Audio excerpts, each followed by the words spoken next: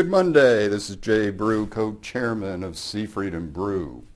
Well, the numbers are in for 2015 for all the community banks across the nation. And what did we see? A continuation in terms of net interest margin remaining fairly flat, which is truly amazing when you look at the fact that yield on earning assets slightly up. How could that be in this kind of interest rate environment? Along with trend and cost of funds remaining flat, suggesting that at least where interest rates are now, that there shouldn't be either an increase or decrease in cost of funds. But we look at last 12-month growth rates. Amazingly enough, deposits up 7.2%. Amazingly enough, loans up 9.47%.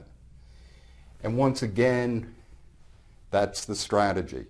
We've got to continue to grow in here. But it's amazing that the net interest margins for all the banks across the country have not declined, but have actually stayed relatively even with this relatively dramatic growth.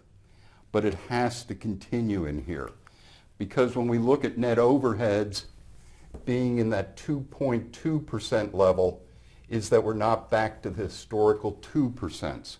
So net overhead still is a big drag on community banks.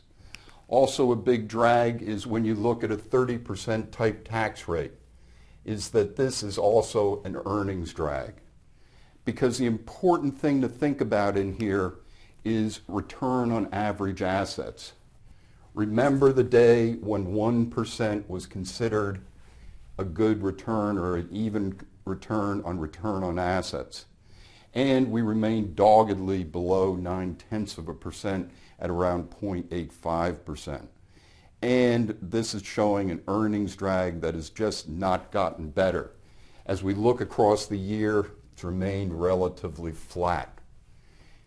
For investors, this is not good news. When we look at overall ROA, 0.81 in 2014, moving up just slightly to a 0.84% coming through 2015. So we really haven't seen any real earnings increase with that core earnings base. And of course then, with, as we've talked about in previous webcasts about capital increasing in here, is that average return on equity has remained relatively flat. But even worse is that 2014 return on average equity 7.31%, rising slightly to 7.65%. And this is where I've been saying, how long can this last? How long will investors be accepting less than 10% return on equity for taking a position in a community bank? So even though there's good news here in terms of growth, which strategically I believe the community banks have to continue to grow, is that now we have to concentrate on earnings and return on equity to make this look as if the community banking industry is really thriving. This is Jay Brew, co-chairman of Seafried and Brew. Have a great week.